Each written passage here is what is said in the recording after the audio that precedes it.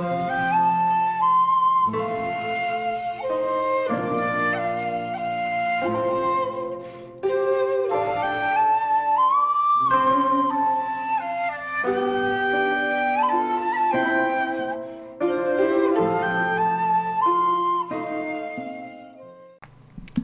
there, this is Solitary Ronin from Solitary Ronin Films, and welcome to another random review.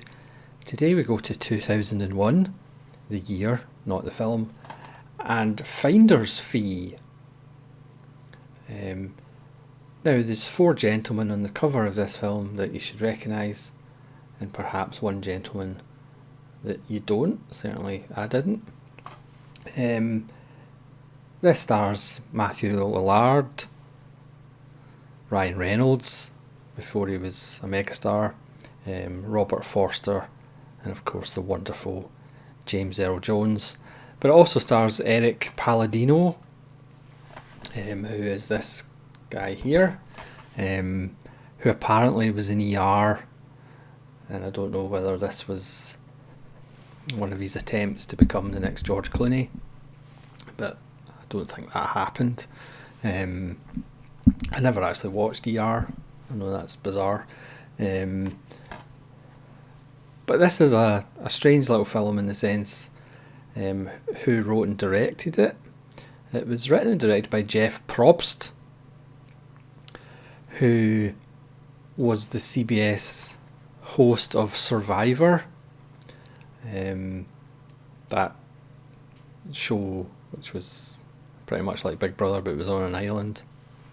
And the contestants had to survive,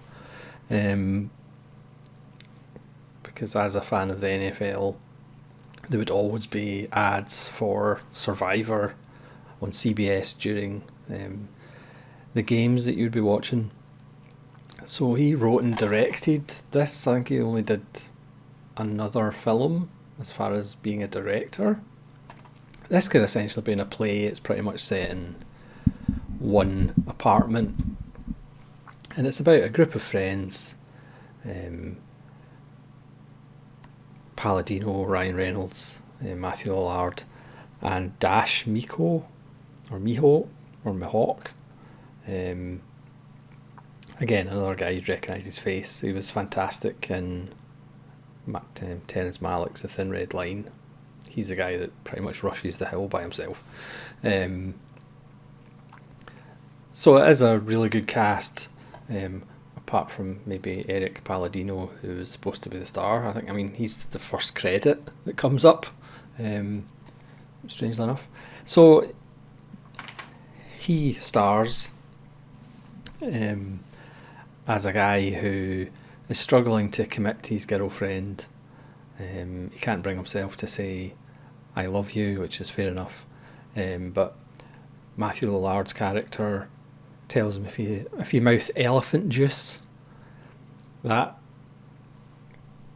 looks like you're actually saying "I love you." Now you can try that in the mirror at home, but if you want to stand in the mirror saying "I love you" or elephant juice to yourself, that's entirely up to you. But he finds a wallet, and he finds a lottery ticket, and the guys, his friends, are coming over for their weekly game of poker. And part of their game is they all buy a lottery ticket. They don't look at the winning numbers, and then they put the lottery tickets in a pot and basically play kind of last man standing. And whoever wins all the lottery tickets, and then they actually see if there's any winning lottery tickets. But Tepper, who is Eric Palladino's character, or Tep as he's called, not to be confused with David Tepper, the recently new owner of the Carolina Panthers. He's a billionaire. He doesn't really need to win a lottery. But Tepper looks up the lottery, who won or what numbers win the lottery, and it turns out that the ticket inside the wallet they found is actually the winning ticket, and it's a prize of $6 million. So he phones the owner, or he finds a card with somebody's number in the wallet. So he phones up and says, can you let this guy know that I've got his wallet? But he's taking the lottery ticket out because $6 million is $6 million. And then the guys arrive. He doesn't tell his closest friends what's happened. Just that he found a wallet, but he doesn't tell them about the lottery ticket, even though these are his closest friends. Matthew Lillard, not surprisingly, is the mouthy one, the kind of alpha. Ryan Reynolds is the recently divorced guy that Matthew Lillard particularly kind of picks on. Also, this is Ryan Reynolds after his soap opera days, but still finding his way. So there's a little bit of Ryan Reynolds-ism in it, but he's not fully fledged Ryan Reynolds that we know, and perhaps love, depending who you are. There's actually one of the characters has a dig at him, saying he looks like somebody that would be in soap operas, which is obviously a little in-joke because Ryan Reynolds was in soap operas. And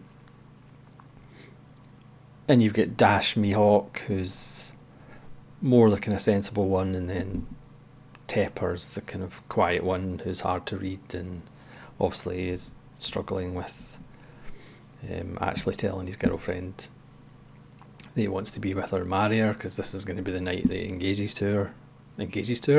He proposes to her, of course.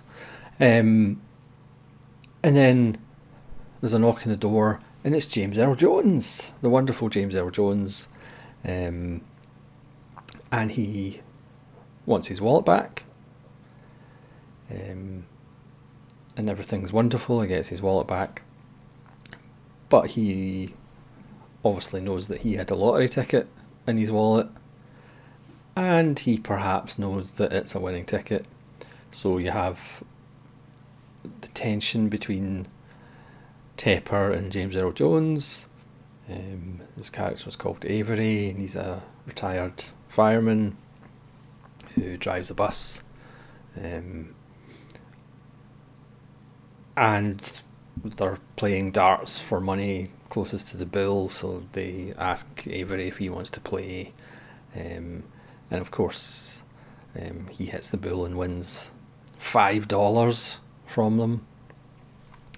And then because they're playing cards and one of their friends didn't turn up, they end up inviting James Earl Jones to join in. And of course, Tepper doesn't really want him to join in because he's winning a lottery ticket for $6 million. So he wants to have James Earl Jones leave as quickly as possible. But obviously James Earl Jones knows I bought a ticket. And then at some point he tells him it's the ticket, it's the birthday of his granddaughter, and he buys it. The last 10 years he's bought one every week, and it's the same numbers. So the kind of tension rises between the two of them. And then we add into the mix that the police arrive and shut the building down because there's a criminal that they're looking for, and they're going door to door to find out, so nobody gets in, nobody gets out. So you have that going on as well, and the policeman that turns up is of course the wonderful Robert Forster. We all miss Robert Forster because apparently he was one of the nicest people in the business, which is a wonderful thing considering most people in the business are scumbags, it would seem. And he's desperate to go off shift. He does his usual laconic, but then he can be a little chippy when he wants to be. So when James Earl Jones' character hears the police are going door to door and he hears the chap in the door, he pretty much runs and hides in the bathroom, which is obviously a bit suspicious. And of course this raises questions amongst the friends that is James Earl Jones the guy that they're looking for. and then that gives more opportunity for Robert Forster to appear. I won't go into the reasons why James Earl Jones hides in the bathroom, but obviously things escalate to the point where at the end of their game of normal poker, which is interrupted constantly, you can actually have a wee clicker for the number of times Matthew Lillard's character pretty much says, "Can we play some cards?" That's probably about 20 times. But we get to the point where it's last man standing and the pot is the lottery tickets. And obviously James Earl Jones knows that one of them is worth $6 million. And Tepper knows that one of them is worth $6 million. And I'll just leave it at that. It's got some nice little surprises. It's got a twist ending. You can let me know what you think of the ending, whether you actually like the ending or not. But it's really just a chance to see James Earl Jones in a nice meaty role, where you're not quite sure where his whether he's telling the truth or not. And again, it reminds me a lot of Suicide Kings, the film where you had a lot of up and coming young actors, and you had Christopher Walken. That one's a lot of fun as well. Dennis Leary is Christopher Walken's sidekick. That's about a group of college guys who kidnap a gangster boss to try and find out what happened to one of their girlfriends who seems to have been kidnapped. That's a lot of fun as well, but again, that's just for Christopher Walken, really. And again, this one is a lot of fun. Obviously, Lillard, or Lilliard, I still don't know how to pronounce his name. Had already been in Scream, obviously, so he was probably more famous, and obviously Ryan Reynolds was going to be what he is now. But it's really for the bottom two gentlemen here. For James Earl Jones, as if you need an excuse to have another James Earl Jones film in the collection, and another excuse to have a Robert Forster. I mean, Robert Forster's not in it a lot. He's only in about 4 scenes where he comes to the door.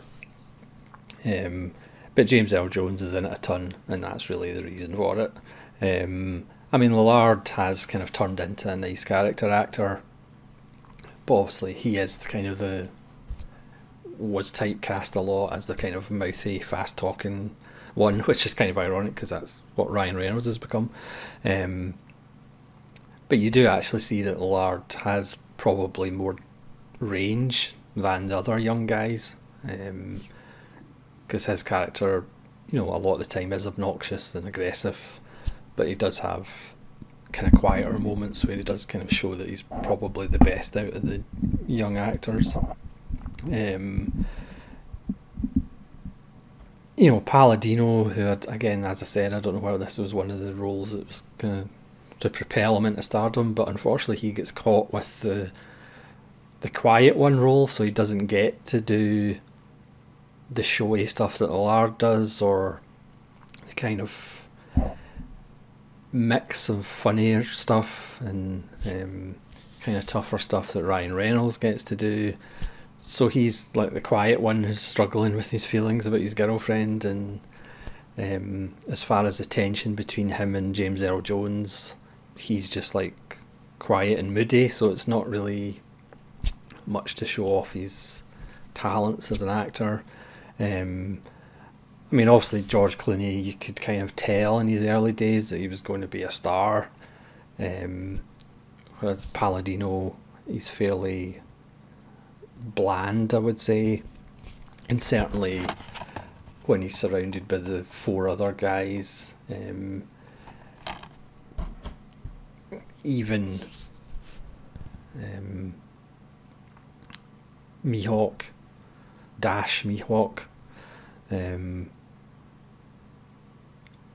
gets better stuff to do than Palladino does. So it's a nice little film. Again, is it a masterpiece in anything? No. But again, just to see Robert Forster and James Earl Jones together is absolutely wonderful. And again, just to see pre-superstar Ryan Reynolds is quite interesting as well. So thanks very much for watching. Please let me know if you've seen Finder's Fee and what you think of it. Please let me know if Elephant Juice is the same as I Love You. And hopefully you'll join me again for more random reviews. This is Solitary Ronin from Solitary Ronin Films, saying farewell.